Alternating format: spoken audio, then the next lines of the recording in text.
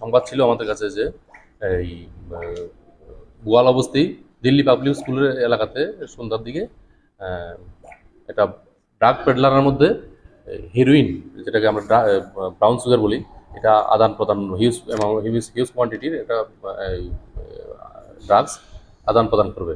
সেই মতো আমরা ইনফরমেশন পেয়ে আমরা আমাদের অফিসার এবং আমি এসডিও ম্যাডাম সহ আমরা গিয়ে আমরা উৎপাতে বসে থাকি এবং আমাদের ইনফরমেশন মতোই ওরা যখন একজন টুনটুন রায় নামে একজন লোক এবং ওর সঙ্গে আরেকজন ছিল, ওরা দুজন যখন ওদের মধ্যে আদান প্রদান করছিল, সঙ্গে সঙ্গে আমরা যখন ডিটেন করতে যাই এর মধ্যে একজন পালিয়ে যেতে সক্ষম হয়, কিন্তু আমরা টুনটুন রায়কে আমরা আটক করে ফেলি এবং ওর কাছে একটা ব্যাগের মধ্যে 300 কোটা ব্রাউন সুগার এবং সঙ্গে নিয়ার অ্যাবাউট 1000 কোটা খালি কোটা আমরা উদ্ধার করে এবং সিজ করি।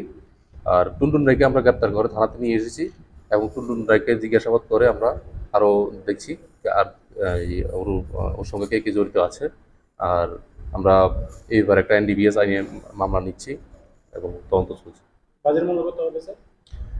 সিজ করা এই ড্রাগসগুলির বাজার মূল্য হবে 1 লাখ টাকার উপরে হবে।